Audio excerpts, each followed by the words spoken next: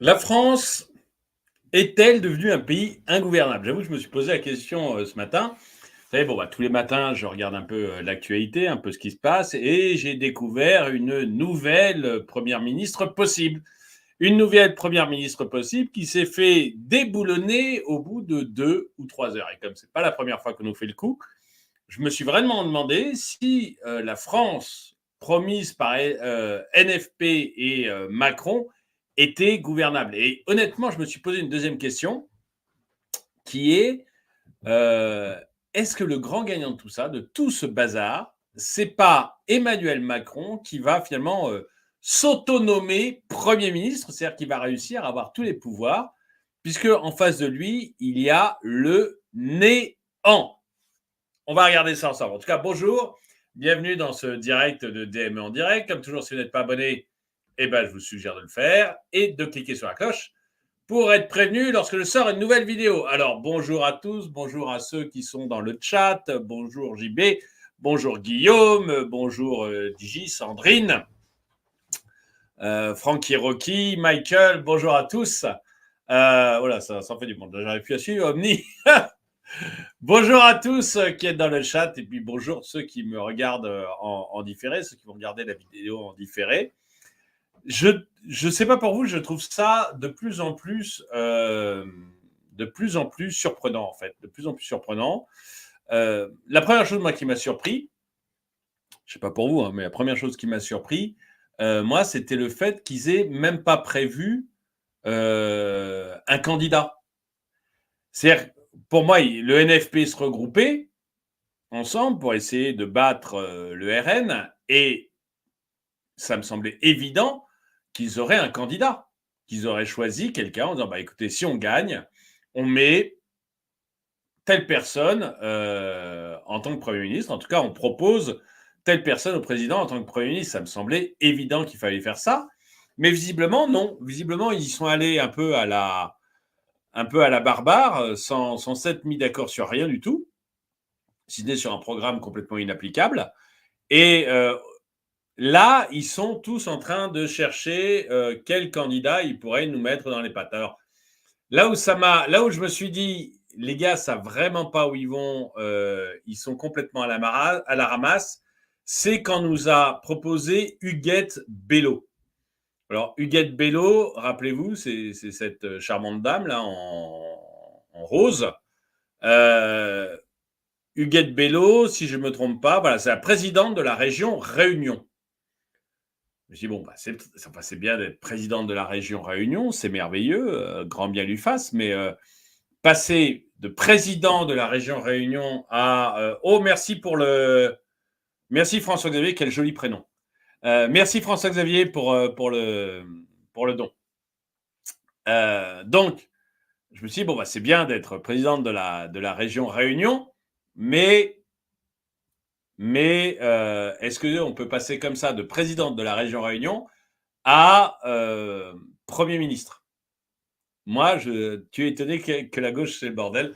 Non, mais à ce point-là, c'est quand même le grand, grand bazar, quoi. Et quand on en est à vous proposer de l'Huguette Bello, c'est vraiment, on n'a rien sous le coude. On n'a rien de rien quand on propose Huguette Bello. Parce que moi, j'avais jamais entendu ce nom-là, avant vendredi ou samedi. Je ne sais plus quand le nom est sorti. J'en avais jamais entendu parler. Pour moi, c'était l'inconnu total. Et se dire, on va passer quelqu'un qui bossait à la Réunion en tant que présidente de région, on va la mettre première ministre de la France. Je veux dire, quelles sont ses compétences à l'intérieur. En plus, j'ai pas vu une seule fois citer ses compétences en politique internationale. Jamais entendu parler. En économie, jamais entendu parler. Tout ce que j'ai lu, c'était voilà, qu'elle se battait pour les droits de la femme. Bon, non, mais c'est très bien les droits de la femme. J'ai rien contre les droits de la femme, mais est-ce que les droits de la femme, ça fait la politique d'un pays? Ça me paraît quand même un petit peu limite comme politique d'un pays. Mais voilà, c'était une combattante des droits de la femme, donc il fallait absolument qu'elle soit élue, et on a même eu des gens de LFI, et ça m'a épaté, qui ont fait une tribune. Je ne sais pas si vous avez vu la tribune, c'est l'heure d'Huguette Bello. Un peu comme si tout le monde connaissait, je veux dire, moi, je vois ces six nanas-là, Caroline de Haas, Annie Ernaux, Gulli.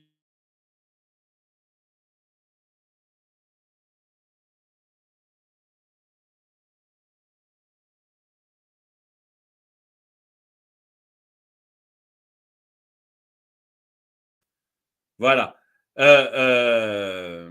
Trouver quelqu'un qui n'est pas blanc. Oui, je crois que c'était l'un des avantages du Get Bello. Elle n'est pas complètement blanche. Ça, plus le fait d'avoir des ovaires. Et donc, moi, ce que j'ai compris, c'est que c'était ces deux grandes qualités. Hein, mais je me suis sûrement trompé parce que ça serait quand même embêtant. Et là, vous voyez, je vais faire une vidéo je vais essayer de faire une vidéo sur l'attaque de Paris parce que je trouve, mais bon, c'est autre chose.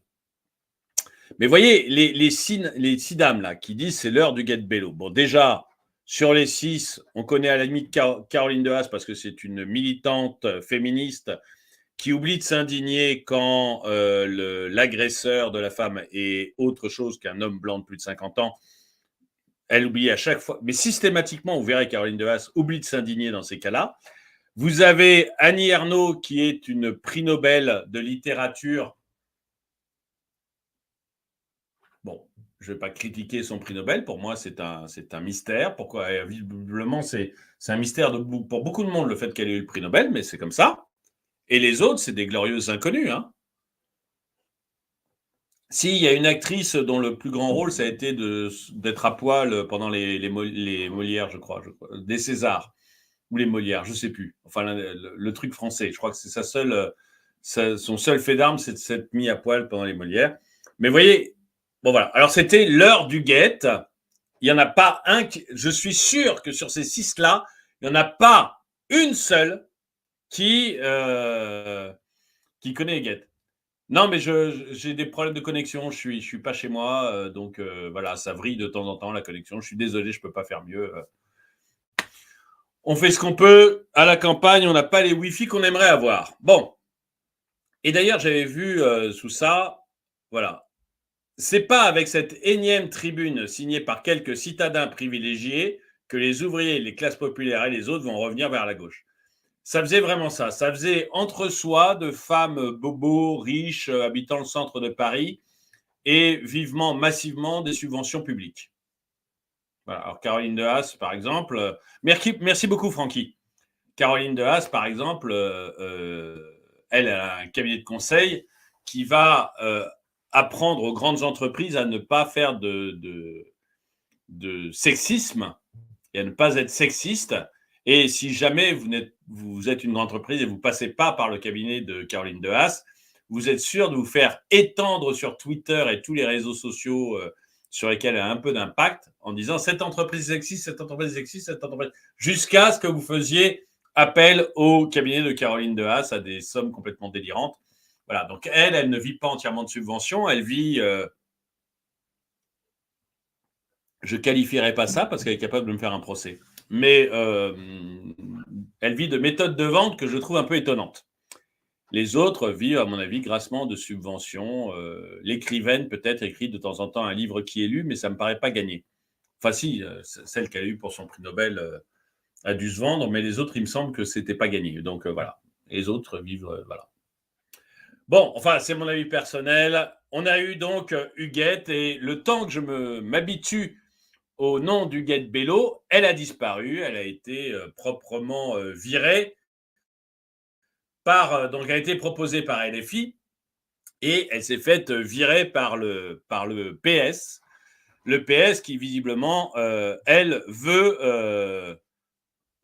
le PS qui lui veut mettre ces gens au pouvoir et donc il y a eu un nouveau nom. Alors, de nouveau, le nom, c'est un nom de femme, forcément, parce qu'il y a qu'elles qui peuvent gouverner dans ce pays.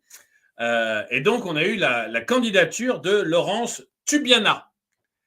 Vous n'avez jamais entendu parler de Laurence Tubiana? Bah, moi non plus. En fait, si vous n'êtes pas habitué de Davos et des cercles très fermés du petit entre-soi parisien, vous n'avez jamais entendu parler de Laurence Tubiana.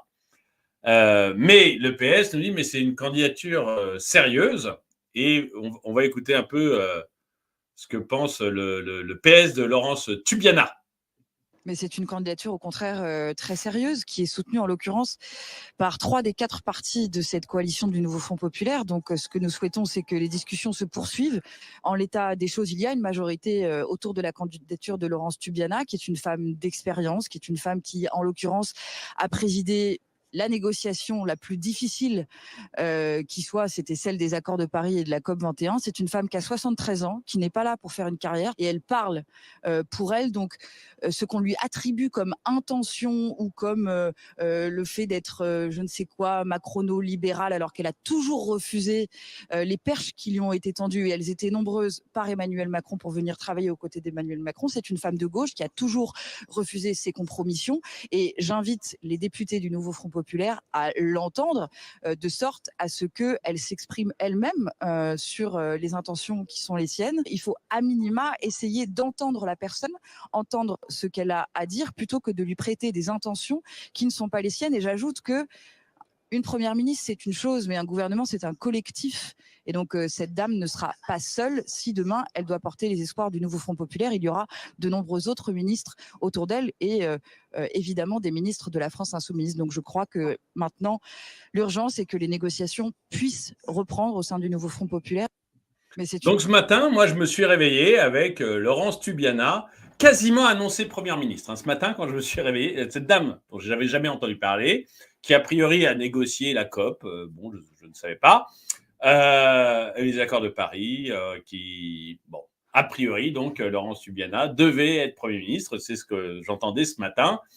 Et donc, je me suis un tout petit peu renseigné sur la personne. Et honnêtement, quand on voit qui est Laurence Tubiana, on se dit quand même que on va. Ça serait vache de dire on va racler les fonds de tiroir, mais honnêtement, je pense être d'accord absolument sur rien avec elle, et je pense en plus que tout ce sur quoi elle s'est engagée, elle s'est plantée. C'est-à-dire que c'est pas juste Laurence Tubiana, quelqu'un que j'ai dans le pif parce qu'elle vient de l'extrême gauche. Au début, elle a commencé, je crois, très, très, très extrême gauche. Maintenant, elle s'est adoucie, elle est PS. Mais c'est pas que pour ça que je l'ai dans le pif. Regardez pourquoi je l'ai dans le pif. Et pourquoi je dis qu'on est vraiment en train de racler les fonds de tiroir. C'est que Laurence Tubiana, elle est carrément dangereuse. Et elle s'est trompée absolument sur tout. Je vais vous montrer, avec un tout petit peu de recherche, qui est Laurence Tubiana. Donc, attendez, j'agrandis pour que vous puissiez lire aussi.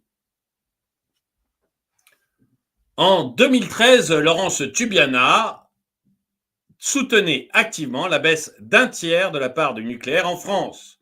Se tromper souvent, mais vouloir imposer tout de même. Donc, elle voulait passer de 75 à 50% du nucléaire en France d'ici 2025. Je vous rappelle que Macron était tout à fait sur cette ligne-là, parce qu'elle est très Macron-compatible, Laurence Tubiana. Mais il a juste changé d'avis quand on a failli avoir un shutdown, c'est-à-dire ne plus avoir d'électricité en France à l'hiver 2022.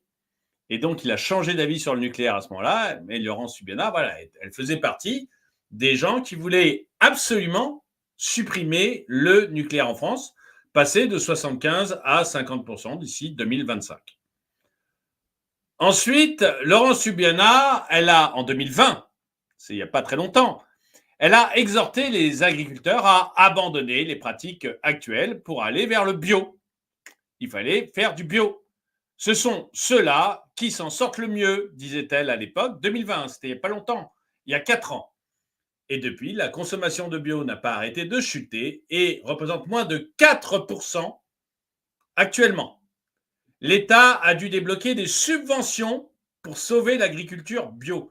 C'est vous dire que, donc, Laurence Tubiana, en fait, vous allez voir, parce qu'elle ne s'est pas arrêtée là, Laurence Tubiana. Elle est vraiment faux sur toute la ligne. Mais à chaque fois, je dirais que Laurence Tubiana, c'est quelqu'un qui a une ligne directrice quand même dans sa tête, une vraie ligne directrice, la bien-pensance. C'est-à-dire que si vous voulez quelqu'un qui va accrocher à tout ce qui est bien-pensant, vous avez Laurence Tubiana. C'est merveilleux. C'est-à-dire que vraiment, c'est une adepte de Gaïa merveilleuse, totalement bien pensante. Donc elle est contre le nucléaire. Voilà, on a bien vu en Allemagne ce que ça donne, le fait de ne pas avoir de nucléaire. Elle est pour l'agriculture bio. Je suis désolé, les agriculteurs bio sont ruinés. Ils sont ruinés. Ils ne vivent plus que de subventions. Le secteur est mort. Pourquoi ? Parce que vous n'êtes pas assez riches. Parce que les Français n'ont pas assez de sous pour consommer bio. Donc voilà. Donc encore une bonne idée de la ministre, la future première ministre potentielle, Laurence Subiana, c'est il faut que les agriculteurs se mettent au bio. Et c'était il y a 4 ans. Il n'y a pas très longtemps. Donc voilà. Voilà, donc non, c'était pour dire qu'il y avait un fonds d'urgence qui avait été fait pour les agriculteurs bio qui sont en difficulté. Ensuite, Laurence Tubiana, elle est contre le glyphosate. Elle est contre le glyphosate tout en s'émeuvant que de l'infertilité des sols et des émissions de CO2 de l'agriculture. Alors que justement, le glyphosate, c'est la pierre angulaire de l'agriculture bas carbone. C'est comme ça qu'on peut avoir de l'agriculture bas carbone. Alors, je vais peut-être en choquer certains dans le chat, mais le glyphosate, il n'y a aucune étude qui montre que c'est cancérigène. Je sais qu'on a voulu le faire croire.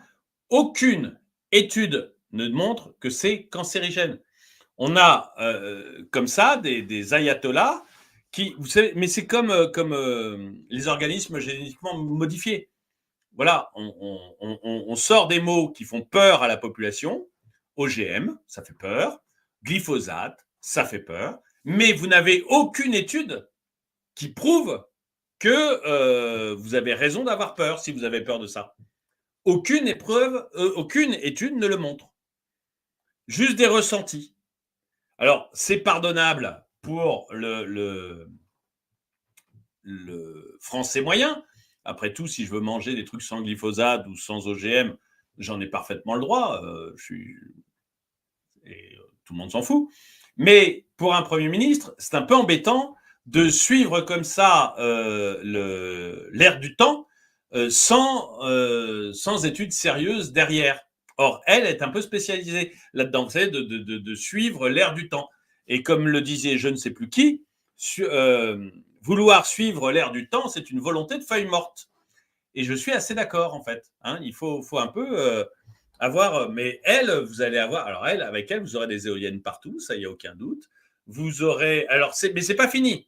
Excusez-moi, je continue. Parce que cette dame est merveilleuse. Et vive la dépopulation. Non, mais elle est aussi pour la dépopulation. Elle est pour tout. Je vous ai dit, cette dame-là, elle coche toutes les cases de la bien-pensance. Toutes. Il n'y en a pas une qu'elle a oubliée. C'est peut-être pour ça que le PS l'aime beaucoup et qu'elle est Macron compatible. Ensuite, vous avez eu la 5G.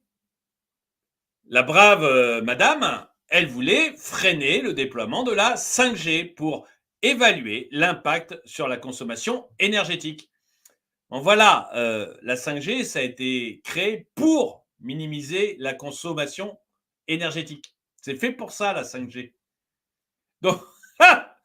Donc en fait, elle ne savait même pas de quoi elle parlait. Elle ne savait même pas de quoi elle parlait. Et d'ailleurs, la 5G, au point de vue consommation énergétique, vous voyez, il y a de plus en plus de services qui migrent dessus et on n'augmente pas la dépense énergétique. Donc en fait, c'est même très très bon. Mais ce qui est terrible avec des gens comme ça, c'est que je ne sais pas, Ludovic, pardon, parce qu'on t'a mis, mais je ne sais pas si on retrouve du glyphosate dans les cellules de l'intestin. Je sais par contre qu'il n'y a, parce que, bon, tu le dis comme ça, mais j'aimerais voir des vraies études sérieuses et pas juste des tweets là-dessus. Et la deuxième chose, c'est qu'ensuite, il faudrait démontrer que c'est négatif, que c'est mauvais. Tu vois, que ça crée des vrais problèmes derrière pour les gens qui ont ça dans les cellules d'intestin. Et là, je sais par contre qu'il n'y a aucune étude qui le montre. Le glyphosate, c'est purement une construction intellectuelle des écologistes.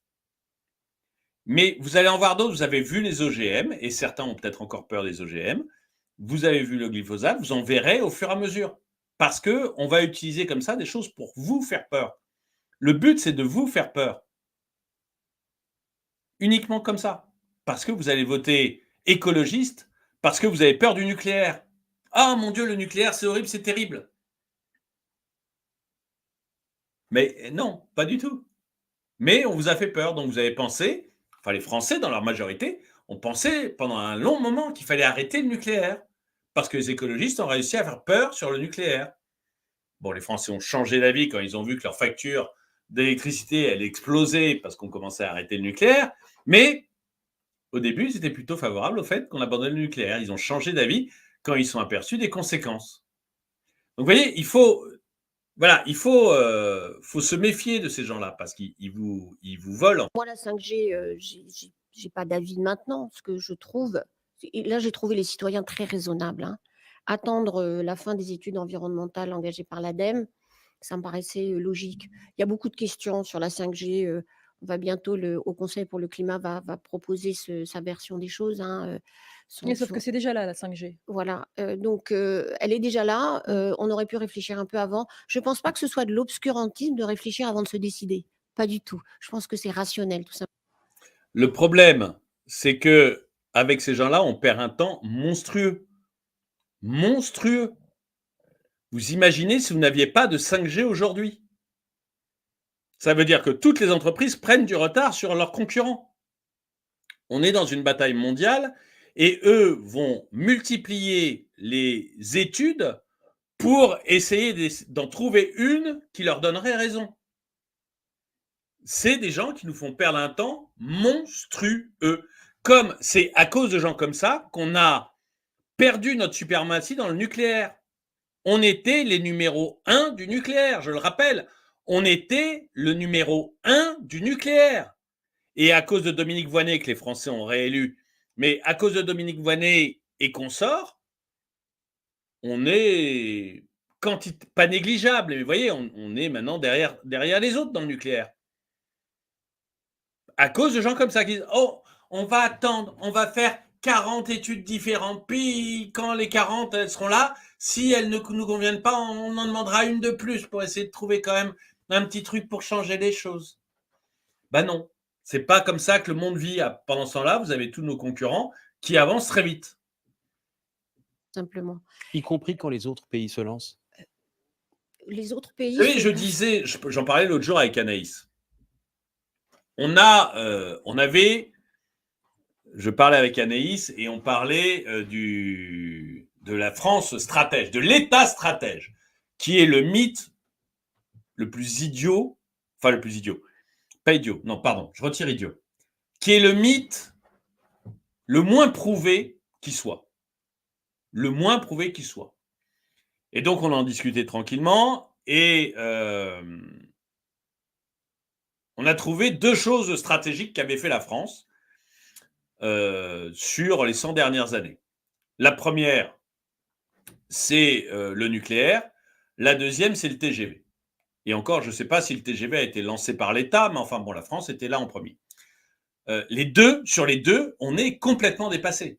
Le premier a été lancé par le général de Gaulle, mais se dire que c'est stratégique, vous avez deux bombes nucléaires qui ont explosé au Japon, ça a arrêté la guerre.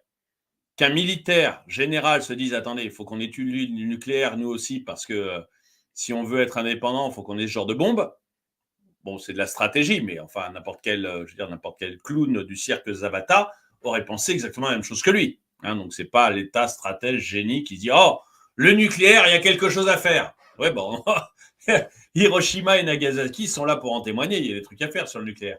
Donc, voilà. Ce n'était pas génial de le trouver. Et le TGV, ça a été mis en place par Giscard, inauguré par Mitterrand. C'est les deux trucs qu'ont fait l'État stratège. En fait, les stratèges, ça n'existe pas. Ça n'existe pas. Et je ne sais plus du tout pourquoi je vous parle de ça. Ah si, je vous parle de ça parce que, en fait, c'est deux choses qui ont été mises en place. On était les meilleurs du monde. On avait le train qui allait le plus vite. Moi, j'ai eu un ami qui est venu d'Irlande. J'étais un môme à l'époque.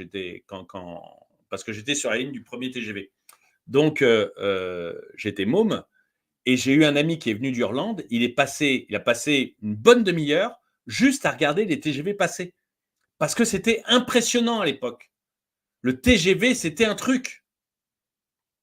Et aujourd'hui, sur ces deux trucs où on a été au top, le nucléaire, j'en ai parlé, on n'est plus au top.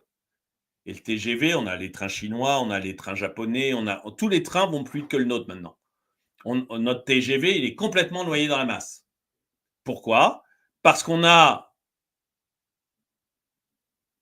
des fonctionnaires à la tête de l'État qui pensent comme cette dame. Oh, faut pas se presser. Oh, il faut voir, il faut faire toutes les études du monde. Et puis après, on fera une réglementation. Comme en Europe, quand on a une super réglementation maintenant sur l'AI. On n'a pas l'AI, hein, pas du tout. Mais alors, on a une réglementation qui est la meilleure du monde, ils nous l'ont dit. Oh, mais faut pas se presser. Je pense qu'il faut faire plein d'études. Beaucoup d'études que personne ne lit. Et puis, une fois qu'on a fait toutes les études que personne ne lit, à ce moment-là, c'est quelqu'un d'autre qui gouvernera et moi, je pourrai prendre ma retraite. On est vraiment sur ce niveau-là. Je trouve ça, mais absolument, pour moi, c'est sidérant. Sidérant. Je vais vous la mettre, la belle. Y compris quand les autres pays se lancent. Les autres pays peuvent se lancer dans beaucoup de bêtises, hein, et c'est aussi au rôle d'un grand pays comme la France de dire réfléchissons.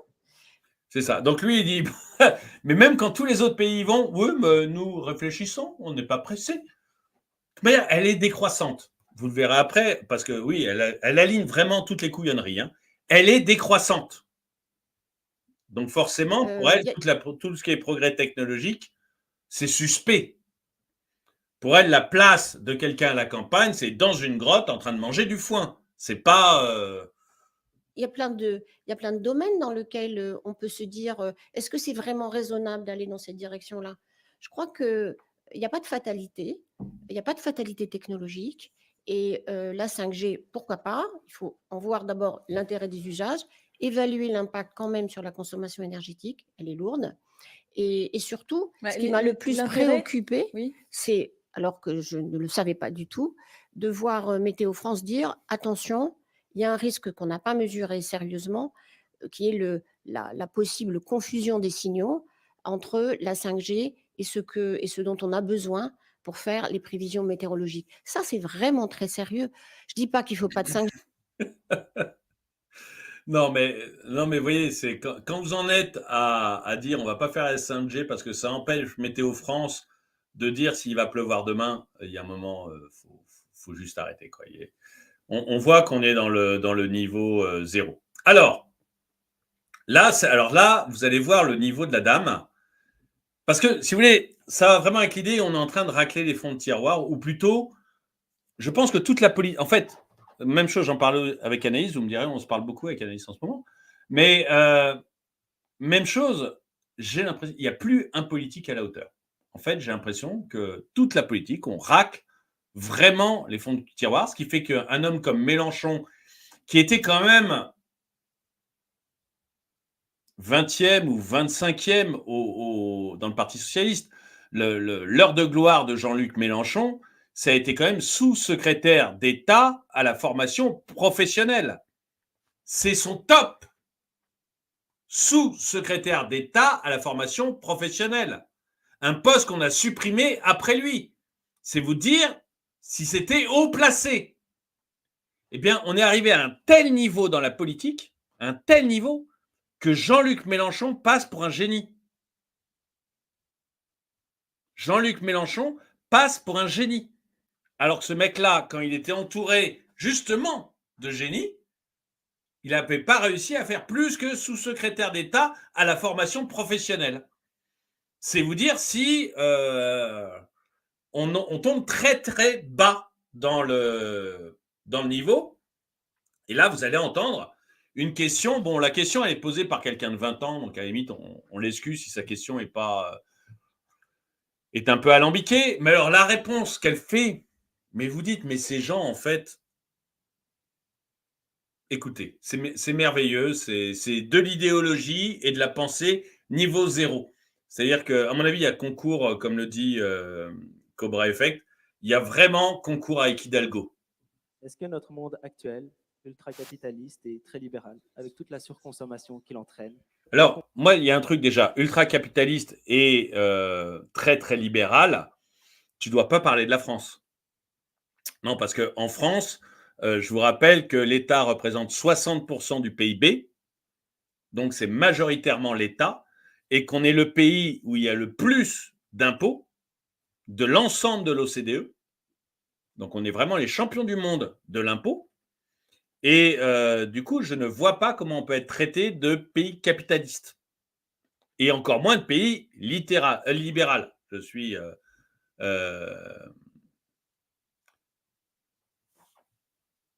Mais non, je suis désolé. Staline, De Gaulle, Roosevelt. Bon, alors Staline, faut que tu me prouves déjà que Staline a fait quelque chose d'intéressant comme État stratège. Bon, il a gagné une guerre, hein, je lui reconnais ça volontiers. Mais le reste, j'ai pas eu l'impression que son État s'en sorte merveilleusement. Mais je me trompe peut-être. Mais comme ça, j'ai pas eu l'impression que l'URSS, ça soit des années de joie et de merveille. Donc Staline comme État stratège, non. Quand il faut la guerre, évidemment, quand on fait la guerre, il vaut mieux un État que pas d'État. Ça, on est bien d'accord. Mais je parle de l'État stratège réel. De Gaulle, en dehors du nucléaire, je sais pas, alors, si j'étais méchant, ce que je ne suis pas, je pourrais donner les autres orientations stratégiques de Gaulle. Donc, allons-y. On va partir donc, il y a le nucléaire, mais bon, j'ai expliqué pourquoi ça marchait forcément. Enfin, que n'importe quel couillon aurait pensé que le nucléaire était utile, on venait juste de bousiller le Japon avec le nucléaire. Donc n'importe quel crétin comprenait à cette époque-là que c'était utile d'aller faire du nucléaire. J'ai rien contre De Gaulle, mais je veux juste souligner le fait que Zapata y aurait pensé aussi. Ensuite, les autres grands trucs de Gaulle, si je ne me trompe pas, je pourrais parler de l'entreprise merveilleuse qu'il a créée pour concurrencer IBM dans les ordinateurs. Entreprise dont vous utilisez absolument tous aujourd'hui un ordinateur, Bull. Qui utilise un ordinateur Bull? Donc voilà. Je pourrais parler évidemment aussi du talent de Gaulle pour le commerce. Vous savez que c'est lui qui a fabriqué… il y a une photo merveilleuse de Gaulle en train d'inaugurer les halles au centre de Paris. Vous savez, les halles au centre de Paris. Il est en train de les inaugurer et on voit bien que c'est une inauguration parce que derrière, il y a des engins de chantier qui sont là. Vous savez pourquoi ils sont là, les engins de chantier? C'est pas parce qu'ils viennent juste de construire. C'est parce ils attendent que l'inauguration soit là pour détruire les halles. C'est-à-dire que les halles de Paris fabriquées par De Gaulle, par l'État stratège, n'ont jamais servi. Et elles ont été démolies juste après qu'il les ait inaugurées pour les transférer là où elles sont aujourd'hui. Donc voilà, l'État stratège, non, en fait, ça ne marche pas, ça n'a jamais marché. Vous avez de temps en temps une idée géniale. Hein, Napoléon a fait le code civil. Bravo. Vous avez de temps en temps une idée géniale d'un homme politique. Et encore une fois, le nucléaire de Gaulle, très bien. Mais en dehors mais c'est extrêmement rare. C'est rarissime. Encore une fois, dites-moi sur les 70 dernières années, vous voyez, je vais large. Je vais large. Sur les 70 dernières années, quelle a été la stratégie de l'État qui a réussi? L'URSS, deuxième puissance mondiale. Non, mais franchement, non, mais moi, je veux bien qu'on dise n'importe quelle couillonnerie, mais quand même, je suis désolé. J'essaye de le dire gentiment, mais l'URSS s'est construit sur la peau et la chair et avec le sang des gens qui y habitaient. Donc, arrêtez de me dire que l'URSS a été une puissance mondiale. Oui, ça a été une puissance mondiale. Mais alors, dans ce cas, je peux aussi parler d'Hitler. Le nazisme, c'est génial. Quel État stratège. Après tout, il a conquis toute l'Europe, cet homme-là. Enfin, vous voyez, il y a un moment, me chauffez pas avec l'URSS, quoi. Honnêtement, moi, j'ai vécu dans un pays de l'Est, juste après la chute, me chauffez pas avec l'URSS. Ou alors, allez habiter à Cuba. Allez voir des Cubains. Ils sont ravis. Ils sont ravis. Un mec comme moi va à Cuba en vacances en ce moment. J'y vais une semaine. Avant de repartir, j'ai 10 familles qui m'ont proposé leur fille de 14 ans en mariage pour la faire échapper à Lille. C'est ça l'état de Cuba. C'est des familles qui proposent à des vieux blancs leur fille à peine pubère en mariage pour qu'elle échappe au régime cubain. Donc si vous êtes amoureux de l'URSS, allez à Cuba. Allez au Venezuela. La personne la plus riche du Venezuela, c'est la fille de Chavez. Tous les autres crèvent de faim. Il y a 10 millions de personnes qui ont fui le pays. Donc, ne me chauffez pas avec l'URSS. Il va falloir que je dorme un peu plus, moi. Mais ne me chauffez pas avec l'URSS. Compatible avec un mode de vie respectueux de l'environnement. Pensez-vous que les COP suffiront à réguler le cap ou au contraire, elles ne sont qu'une étape et qu'une réelle révolution décroissante est nécessaire? Alors, non, je ne crois pas que le système comme il est là, ça ne va pas le faire. Non, pas du tout. Non, ça pas du tout. Bon, pour toutes les raisons que vous avez résumées très, très synthétiquement, on a des limites planétaires. Et c'est dans ce cadre-là qu'il faut qu'on vive. Bon, je ne vais pas m'étendre sur la limite planétaire parce que certains d'entre vous ne sont pas d'accord, mais c'est déjà une grosse couillonnerie. Voilà. C'est une énorme couillonnerie. C'est du malthusianisme, c'est débile. La science est là justement pour passer toutes les limites planétaires. Et donc, il y a bien des formes de croissance qu'il faut arrêter. Notamment cette croissance infinie, cet rapport extractiviste aux ressources naturelles, parce que c'est juste aberrant. Enfin, bon, simplement, effectivement, le rapport Meadows l'avait dit, on ne les a pas crus, on les a mis de côté. Je suis assez d'accord, elle respire autant l'énergie que Biden.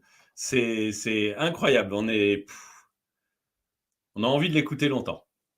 Et puis il ressort, là, bon, mais en fait, ça se vérifie. Mais ce rapport extractiviste, il est...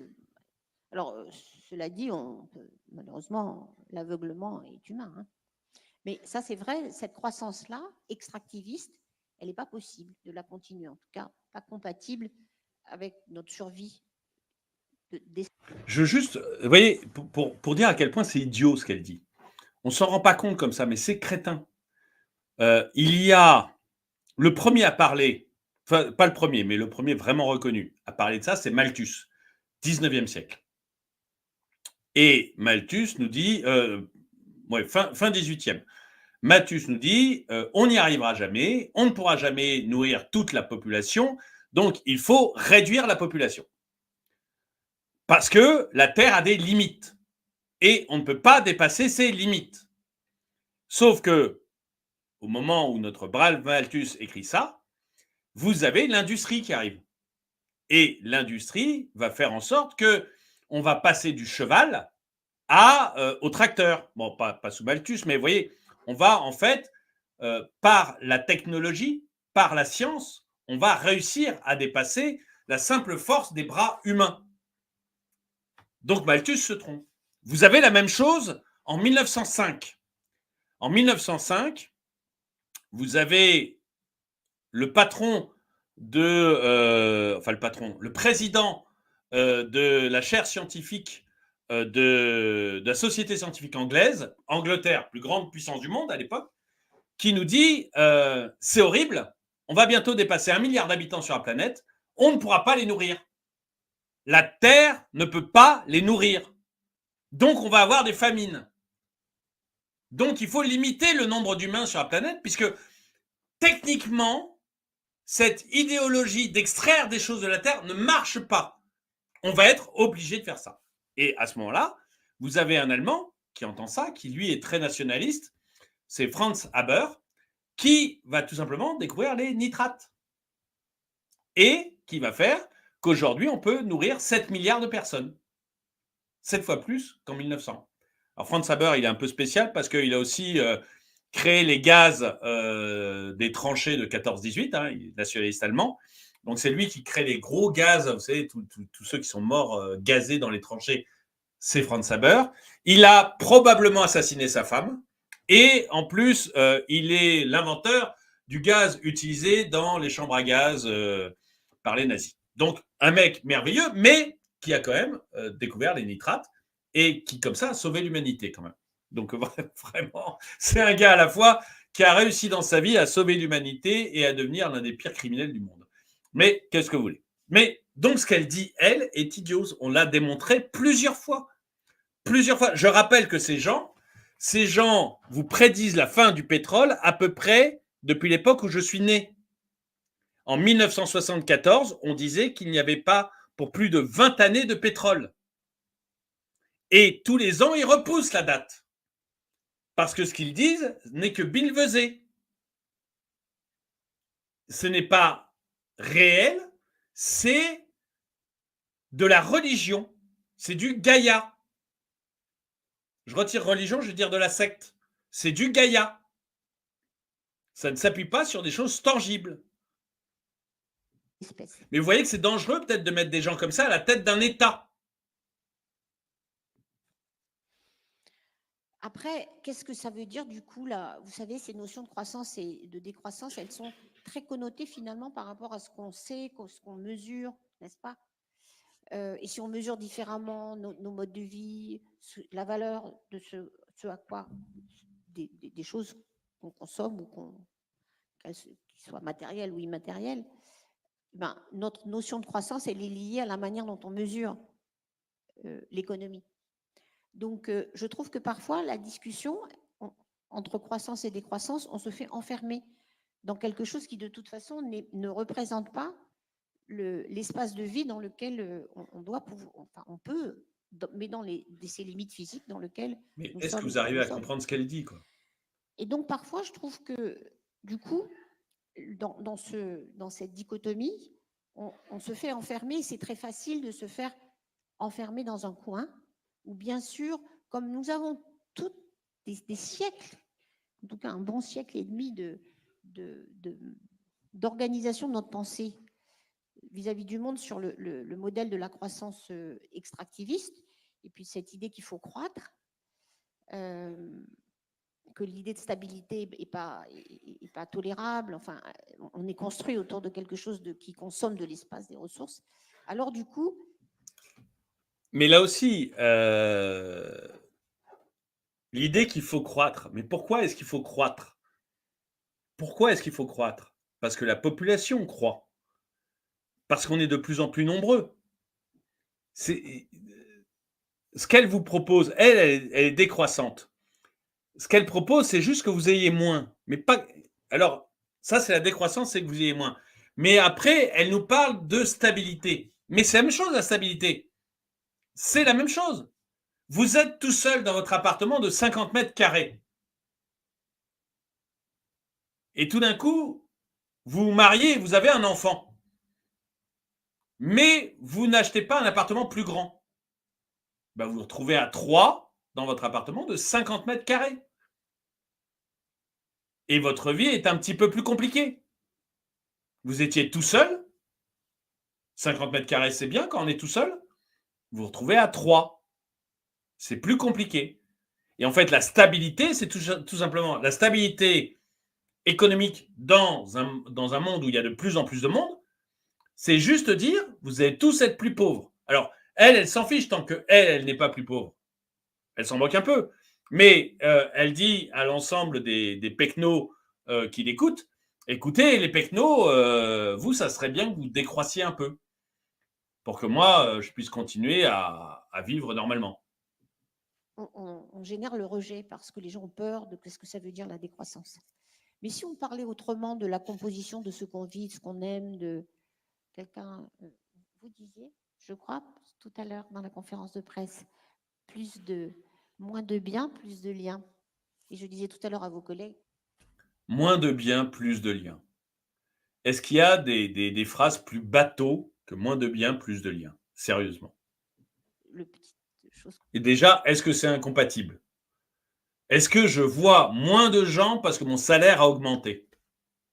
Est-ce que je vois moins de gens, j'ai moins d'amis parce que mon niveau de vie a augmenté? Est-ce que parce que demain, en allant faire vos courses, vous pouvez vous acheter un paquet de Nutella en plus, vous allez vivre avec moins de copains?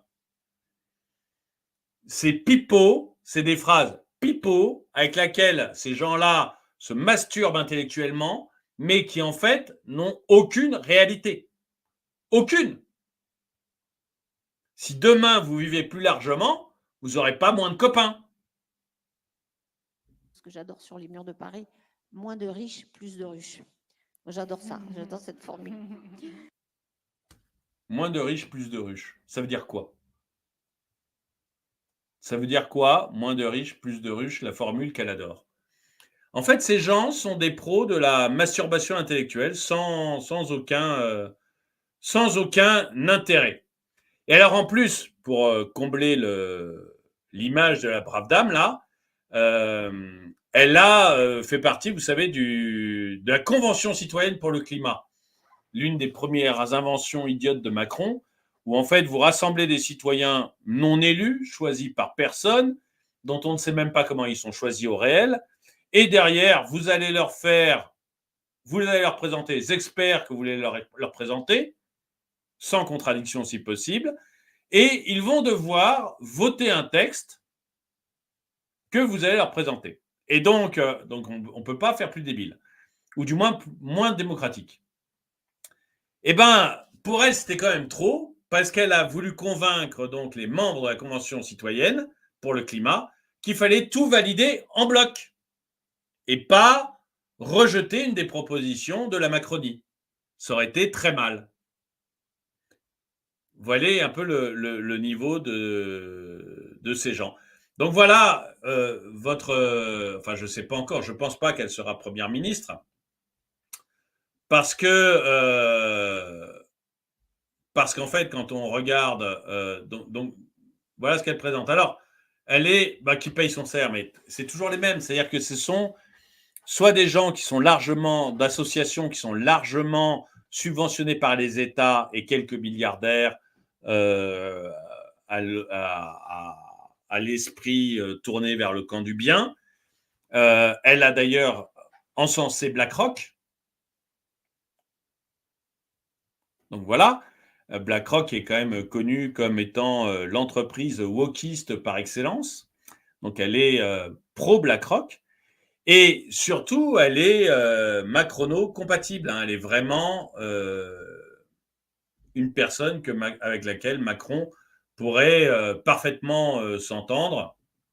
Ça poserait absolument aucun problème. Donc ça, c'était ce matin très tôt. Ce matin très tôt, la dame, là, était encore bien partante pour être première ministre, comme Huguette avant elle. Voilà.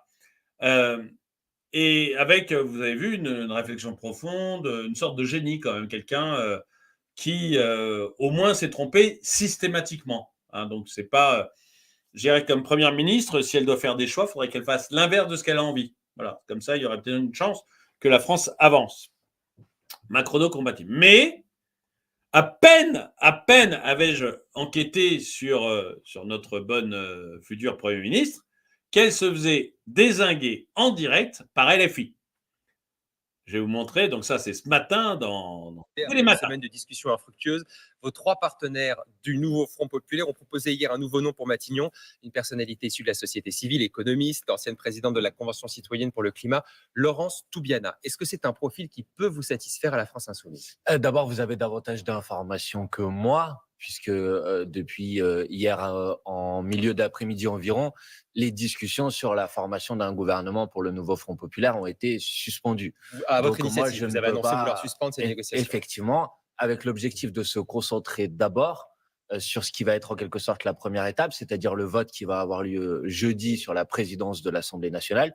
Et nous avons souhaité ne pas perdre davantage de temps dans des discussions qui sont infructueuses pour se concentrer sur cet enjeu et pour demander à ce que le nouveau Front populaire s'accorde sur une candidature commune. Pour la Donc moi, présidence je de n'ai pas l'Assemblée. eu, si vous voulez, de proposition qui m'a été faite de telle ou telle personne pour la fonction de Premier ministre. Alors, regardons le profil.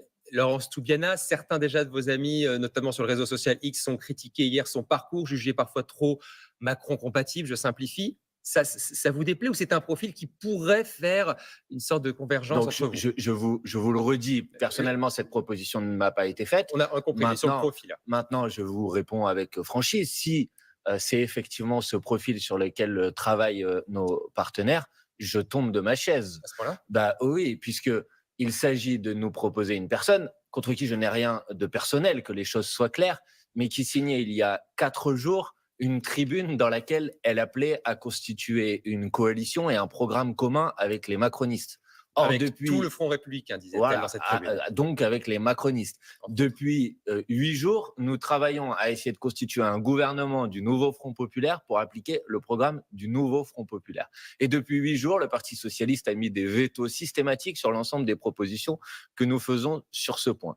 Et s'il s'agit désormais de revenir avec une proposition qui vise à faire précisément l'inverse que ce sur quoi nous travaillons depuis 8 jours, c'est-à-dire en quelque sorte faire re-rentrer par la fenêtre les macronistes qui ont été chassés par les électrices et les électeurs au moment des élections législatives, c'est une proposition qui ne me semble pas sérieuse. Donc, c'est pas. Donc, vous voyez, à peine elle est arrivée ce matin qu'elle aussi se fait tranquillement dégager par LFI. Alors, elle sera peut-être choisie par Macron, mais elle se fait tranquillement dégager par LFI qui n'en veut pas, qui trouve qu'elle n'est pas sérieuse et qu'on ne peut pas continuer. La politique Mathieu Croissando, alors que les négociations au sein du nouveau Front populaire semblent donc au point mort, les socialistes, les écologistes et les communistes ont proposé hier soir un nom pour Matignon, celui de Laurence Toubiana. Oui, et le bal-trap s'est immédiatement ouvert. Franchement, je ne souhaite à personne de voir son nom sortir d'un conciliabule du nouveau Front populaire. J'y pensais hier en lisant le tombereau de critiques et de procès d'intention qui s'est abattu sur Laurence Toubiana, femme de gauche, passée par le cabinet de Lionel Jospin, nommée par François Hollande, représentante spéciale de la France à la COP21, puis par Emmanuel Macron à la coprésidence de la Convention citoyenne pour le climat. On peut ajouter à son CV qu'elle a siégé au Haut Conseil pour le climat, qu'elle a aussi présidé l'Agence française pour le développement. Mais visiblement, c'est trop ou pas assez pour les amis de Jean-Luc Mélenchon. Les mêmes qui ne juraient que par Huguette Bello tout le week-end après avoir découvert son existence sur Wikipédia se sont mis à tirer à boulet rouge sur Laurence Toubiana. Alors que lui reprochent exactement les Insoumis? Ils n'ont officiellement pas encore répondu, mais dès hier soir, Paul Vannier, le négociateur et le flingueur en chef de la France Insoumise, a donné la ligne. Elle serait Macron compatible. Ce serait donc une trahison. D'autres lui reprochent d'avoir signé la semaine dernière dans Le Monde une tribune appelant le nouveau Front populaire à tendre la main aux autres membres du Front républicain pour discuter d'un programme d'urgence républicaine. C'est une pétition qui avait rassemblé près de 70 signatures d'intellectuels et d'élus de gauche. Mais ça la rend suspecte, évidemment, de vouloir bazarder le programme, comme le dit le député Antoine Léaumont. Laurence Toubiana a même été comparée indirectement à une punaise de lit par la députée de Paris, Sophia Chikirou. Grande classe. Vous pouvez voir, voilà, le hollandisme, c'est comme les punaises de lit. Franchement, quand vous traitez vos adversaires politiques de vermine, cela n'augure jamais rien de bon. Bon, mais est-ce que le nouveau Front populaire est en train d'imploser sous nos yeux, en fait? Oui, et à cause de 3 mensonges qu'on va répéter ici, parce que visiblement, ils n'ont toujours pas été entendus. Le premier, c'est que le nouveau Front populaire n'a pas gagné les élections législatives. Il est arrivé en tête au soir du second tour, à la surprise générale. mais ce bon score relatif doit beaucoup au désistement qui avait favorisé le Front républicain contre le Rassemblement national. Tant que la gauche fera semblant de ne pas le comprendre ou refusera de l'admettre, elle fera fausse route. Deuxième mensonge, le nouveau Front populaire, s'il arrive au pouvoir, n'appliquera jamais son programme, rien que son programme, tout son programme. Comme l'a dit Jean-Luc Mélenchon, pour une raison toute simple, on l'a dit aussi 10 fois ici, ils n'ont pas la majorité. Alors pour faire passer ces réformes, le nouveau Front populaire n'aurait d'autre choix que de composer et d'amender ses propositions. Tant que la gauche fera semblant, là aussi, de ne pas le comprendre, ou tant qu'elle continuera à prétendre l'inverse, elle échouera. Puis le troisième mensonge, c'est que tout ce petit monde ne gouvernera en fait jamais ensemble. Les socialistes n'ont aucune envie de gouverner avec les insoumis, dont ils savent qu'ils prendront la porte à la première occasion, enfin qu'ils claqueront la porte à la première occasion en les accusant de trahison. Et ça tombe bien, j'ai envie de dire, parce que les insoumis n'ont aucune envie de gouverner tout court. Jean-Luc Mélenchon ne vise que 2027 et c'est pas pour scoltiner un gouvernement bancal sans majorité à l'Assemblée nationale. Le problème, c'est que ni le PS, ni la France insoumise ne le dira. Tout le monde veut rompre, mais personne ne veut prendre la responsabilité de rompre. Et tant que le nouveau Front populaire continuera dans ses faux semblants, eh bien, la situation restera bloquée. Alors, vous pouvez sortir tous les noms que vous voulez, ça ne servira qu'à les clouer au mur, hein. Le nouveau Front populaire, qui ne jure que par l'urgence sociale, préfère garder les deux pieds sur le frein pour des raisons purement tactiques. Les pauvres, eux, attendront. Et tout ça fait le grand désespoir, évidemment, de tous les électeurs de gauche. Et je suis totalement d'accord avec ça truc. Alors, certains électeurs ont quand même trouvé des solutions, hein. Ils aimeraient une solution à 2 États entre le PS qui veut absolument Tobiana et LFI qui veut absolument son Huguette. On voit qu'on s'achemine en France aussi vers une solution à 2 États. Ça devient complètement pathétique. Vous avez des gens je ne vais pas vous passer l'audio, mais vous avez même des gens comme Olivier Faure. Bon, Olivier Faure, il est ce qu'il est, le pauvre, hein, il fait comme il peut. Mais encore un qui n'aurait jamais passé le stade de secrétaire proposé à la machine à café du temps du Parti socialiste glorieux de François Mitterrand. Mais il s'avère que maintenant que le Parti socialiste n'a plus rien de glorieux, il a réussi à être président du Parti socialiste. Eh bien, Olivier Faure, lui, nous dit que au nom de quoi la parole d'un seul s'impose à tous les autres. Et c'est assez rigolo parce que notre cher Olivier Faure, c'est sa parole à lui qui s'est opposé à Huguette vendredi dernier. Donc moi, je veux bien qu'il n'ait pas de mémoire, Olivier Faure, ça serait le moindre de ses défauts, mais quand même, on voit que en fait, ces gens-là, ils sont perdus. En fait, ils cherchent effectivement comment rompre parce que leur union, elle ne ressemble à rien, elle n'est rien du tout. Et finalement, on voit candidat du Front populaire au poste de Premier ministre et sur le point d'arriver. Et je trouve que c'est vraiment ça, quoi. On a, à chaque fois qu'on nous sort un candidat, le pauvre recule de 10 marches. C'est de nouveau foutu pour lui. Il y a quelqu'un qui se présente quand même de manière très, très sérieuse au Front populaire, hein, c'est Philippe Croizon. Alors, Philippe Croizon, je ne sais pas si vous le connaissez, hein, c'est ce monsieur qui n'a ni bras ni jambes. Je vous avais déjà passé une vidéo de lui. Et lui-même, j'allais dire lui-même a tapé son tweet, mais je ne suis pas certain. Mais en tout cas, c'est son compte Twitter sur lequel il se présente en tant que possible Premier ministre. Et donc, il explique son programme. Moi, Premier ministre, je referai partir la France qui se lève du bon pied. Moi, à Matignon, je tiendrai la France à bout de bras. Moi, chef du gouvernement, je me couperai en 4 pour la France.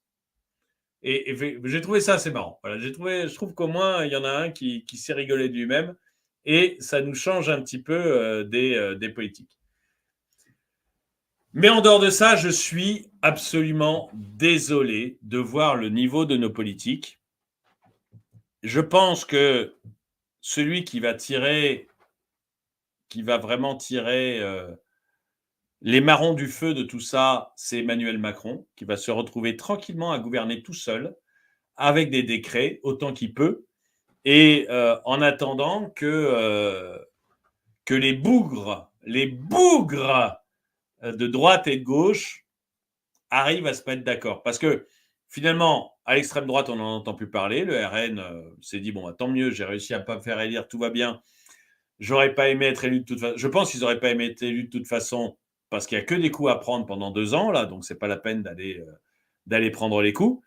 Et NFP, qui prétend avoir gagné, alors c'est vraiment le groupe de Bric et de Broc, n'arrive pas à se mettre d'accord sur une candidature, mais n'y arrivera pas.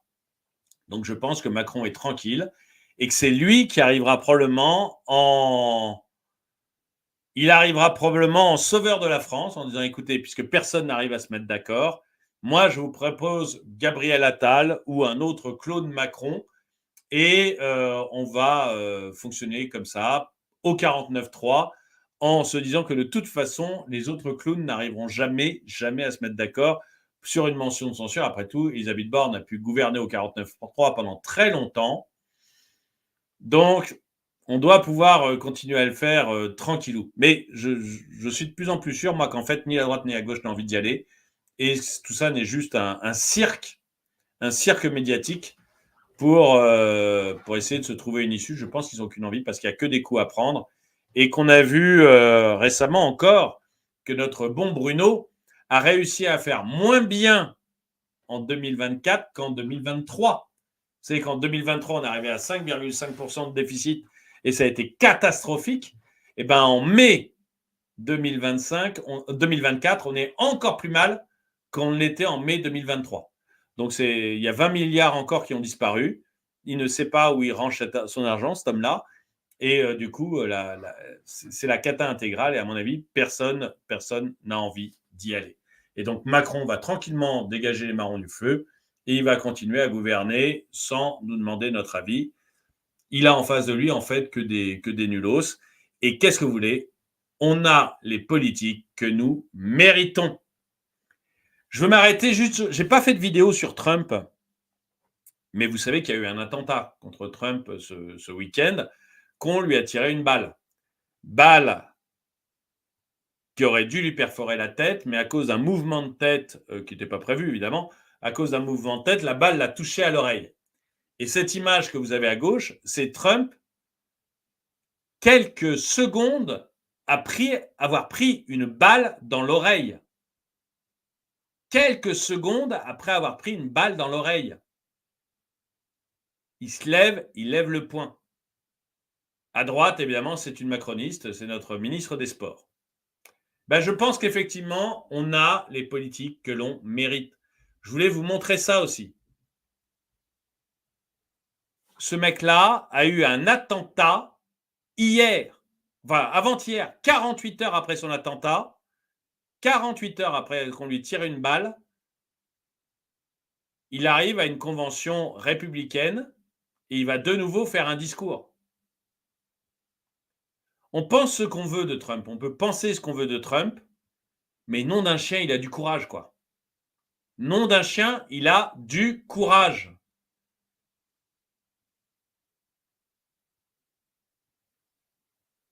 Ça m'étonnerait que si vous tirez une balle sur Macron, si quelqu'un un jour tire une balle sur Macron, on retrouve Macron visible 48 heures après. Je pense qu'on n'est pas du tout au même niveau de courage. C'est complètement impressionnant. Donc voilà, je pense qu'on a les hommes politiques que l'on mérite, que nous, on a des nuls et qu'on est extrêmement mal parti avec nos gouvernants. Et je ne sais pas comment ça va s'arranger puisqu'on leur a redonné le pouvoir. Puisque pour faire barrage, on a redonné le pouvoir exactement au même et ça donnera exactement la même chose. Alors, je vous ai demandé si vous pensiez que Macron était le grand gagnant des législatives. 55% oui, 39% non. Moi, je le pense parce que je crois que... Alors, ça a été une catastrophe législative, on est d'accord, il s'est complètement planté, hein. On est d'accord. Et malgré tout, je pense qu'il va réussir à se maintenir au pouvoir. C'est ça qui m'épate. Macron va réussir à sortir ses marrons du feu et à être le gagnant de ces législatives. Je pense qu'il a perdu les législatives en tant que telles, mais que parce que face à lui, il n'a que le néant total, il va réussir à sortir les marrons du feu. Alors, je ne sais pas si Anaïs vous a posé une question dans le chat. Il y a une question dans le chat, Anaïs?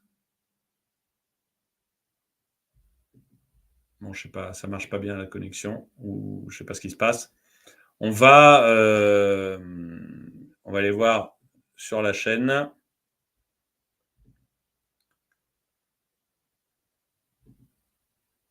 Clémentine.fr. Hop.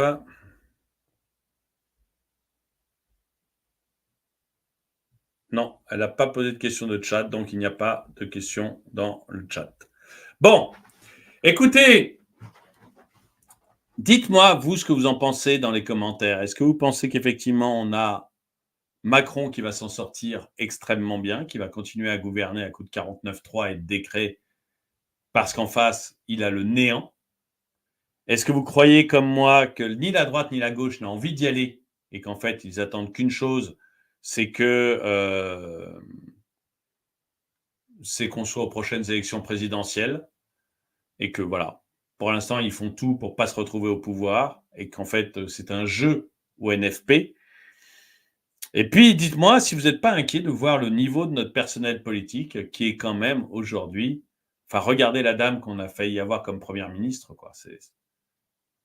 C'est à pleurer, quoi. C'est des gens... Dites-moi ce que vous en pensez dans les commentaires. En tout cas, merci d'avoir... Je préfère en rire. Bah oui, il y a un peu de ça. Merci d'avoir regardé la vidéo. Mettez-lui un pouce vers le haut, commentez-la, partagez-la. Merci à tous ceux qui soutiennent la chaîne. Et moi, je vous dis à très bientôt.